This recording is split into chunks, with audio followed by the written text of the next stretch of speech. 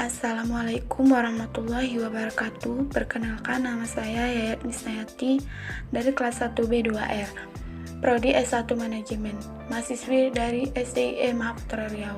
Baiklah, di sini saya akan menjelaskan topik ketiganya, yaitu tentang sistem ekonomi dan dunia bisnis. Poin pertama yaitu ekonomi makro dan ekonomi mikro. Ekonomi makro adalah ilmu yang mempelajari perekonomian atau perilaku ekonomi secara keseluruh atau nasional. Contohnya, pengaruh subsidi impor terhadap tenaga tekstil di pasar. Ekonomi mikro adalah ilmu yang mempelajari dan menelaah aspek-aspek yang terkait dengan keputusan yang paling memungkinkan dan menguntungkan bisnis di pasar. Contohnya, pengaruh subsidi impor terhadap anggaran pemerintah. Poin yang kedua, sistem ekonomi dunia. A. Kapitalisme merupakan sistem ekonomi yang merinci penguasaan semua atau hampir semua sumber daya oleh swasta. B. Sosialisme merupakan salah satu wujud sistem ekonomi campuran.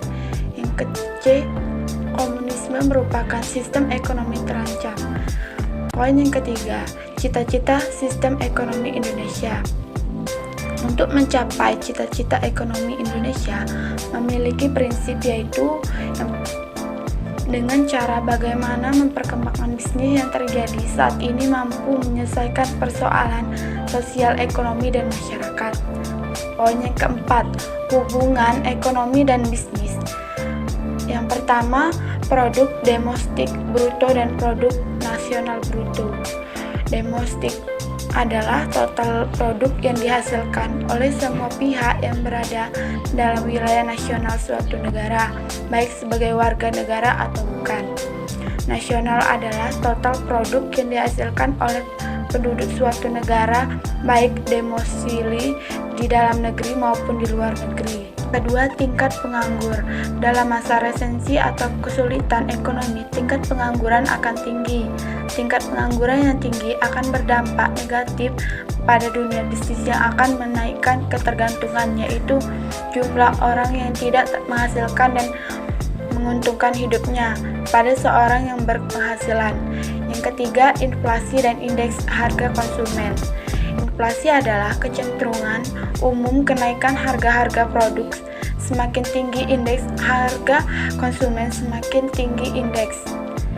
Poin yang kelima, bentuk-bentuk pasar konsumen. Yang pertama, persaingan sempurna terjadi jika jumlah produsen banyak memproduksi produk yang sejak dan konsumennya juga banyak.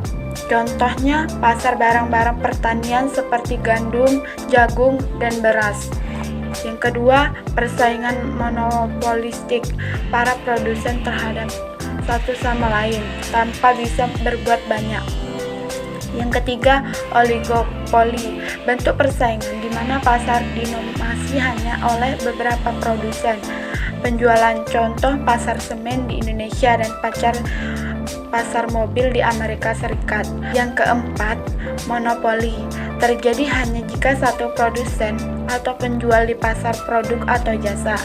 Dalam pasar monopoli, bisnis dapat menentukan tingkat harga dan keuntungan secara fleksibel. Baiklah, saya cukup sampai di sini. Jika ada kurang dan lebih, saya mohon maaf. Saya akhiri, wabillahi taufiq wal hidayah. Wassalamualaikum warahmatullahi wabarakatuh.